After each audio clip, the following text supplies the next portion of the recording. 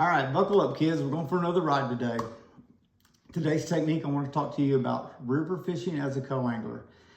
What I mean by river fishing, I don't mean like TVA rivers. That's a whole different beast. I'm talking about places like Arkansas River, such as what we have here in Oklahoma, Darnell, the Ohio River, places where the river you got the banks and it drops off in the river channel. You're gonna have laydowns, you're gonna have willow grass, cottonmouth, just stuff like that. Well, anyhow, just to get into the little technique here, about 25 years ago, there was a pro circuit that was coming to Oklahoma, and it was gonna be here at the Arkansas River in Oklahoma. I decided I was gonna jackpot it. Well, I got in the tournament, and the night before the tournament, at the meeting, I got my link, and my link of the next day was Harold Allen. He's an old Texas pro. If you research him, you'll see that he started probably back in the mid-70s fishing the BASS circuit, the 150s, invitationals, and stuff like that.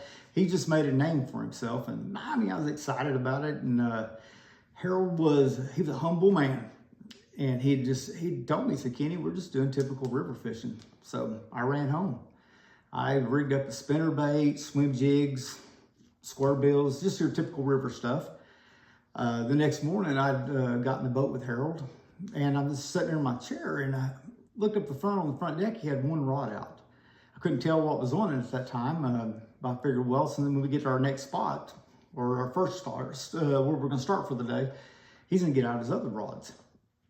Well, we got to our first spot, and our first spot was a place called Greenleaf, and it's on the Arkansas River. If you're familiar with the Muskogee Pool, it's a real popular state park. It's you pull in, there's willow grass everywhere, but the only problem is it's overpopulated with fishermen. There would be nothing there. I mean, you could see 25 boats in there at one time, and I'm thinking, man, out of all places we could go, we pulled into the most popular spot on the river. Harold got up on the deck, dropped the trolling motor, picked up his one fishing rod, and went to work. And it took me about an hour to realize that Harold was legit. He knew what he was doing. He's unlocked Pandora's box. By the end of the day, Harold had dropped a 17.5-pound stringer on the Arkansas River in the middle of summertime, which is it's awesome stringer. I mean, it's hard to beat. Well, I think at the end of the tournament, he got a top 5.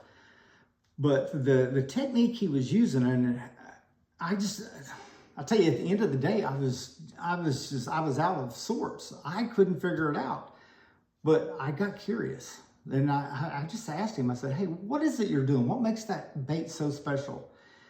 And anyhow, Harold dumbed it down for me. As being as humble as he was, he said, "Look, this is it. The 4-inch dead ringer made by Zoom. I think his was black and blue with a blue tail on it. And he teams it up with a 3/16 tungsten weight pegged." He said the whole key to it was the line I'm using. Instead of using a 20-pound test line, he was using a 15-pound test line. He told me that, he goes, where everybody else was flipping up into the grass and dragging that jig or swim jig, frog, whatever, and hitting the grass stems, he goes, "I'm flipping this on the edge of the grass." And that's all he did all day long. He would just pick that little bait up and just pick out the edge of the grass. And he was catching them behind people, I mean, left and right. He was culling all day long. And so anyhow, it was a great experience for me. I learned something. I mean, it was one of the greatest things I ever learned from somebody fishing a river system in the middle of summertime. So obviously I ran home. I've got about 20 bags of these on the shelf over there.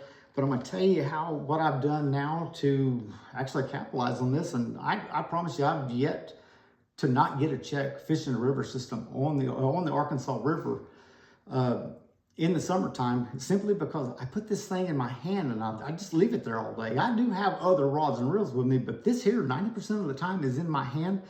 I flip at twigs, I flip at rocks, I flip at grass, and it just seems to catch fish. And usually by the end of the day, I've got my boater asking me, "What is it you're flipping?" I mean, now they're getting curious because it literally catches fish. On the setup to use this on is very important. You know, the 15-pound test cigar line, fluorocarbon. The rod I use at the low rider is called an all-around. You got a light bait. This rod here's got the perfect tip on it for flipping this little bitty light worm. Of course, I've got a high speed of 8 to 5 reel. It's just for flipping, for when I want to bring it in, I can get it in faster and all. But one of the main things I've done, and you'll hear me talk about this all the time, it's called thump gel. I don't put it on there because of the scent. I don't know if fish bite stuff for scent. I don't know if it works because of that. But the reason I put it on there, because it lubes it up, it makes it slick. And whenever I hit the grass, the tail doesn't have a tendency to wrap around the grass and just hang there. It'll actually slide on down into the little pockets. Another key with flipping this bait on a river system with willow grass is I've realized that if the wind's blowing, it seems like the fish are all on the edge of the grass. Now, if it's dead slick, what you're gonna have to do, you're gonna have to pitch it up in the little holes, in the sporadic little holes you're seeing up there. Just flip it up there, hardly making a ripple, and drop it down inside there. And when you pick up on it, you'll feel them pull down on it, and you set the hook. The hook I use on this is important to me, I believe. It's a 2/0, it's a haymaker hook made by Owner. It's a legit hook. It actually, you have to use pliers to get it out once you get the fish in the boat. Another thing is with these dead ringer worms, you'll notice a lot of them come with a chartreuse tail. Do not, absolutely 100% do not get a chartreuse tail. You got those river piranhas, perch, or bluegill, whatever you want to call them. They will eat the tail end off of that if you put a chartreuse on there. So just go with a dark color, something that's dark, and it puts off a silhouette down inside of that grass.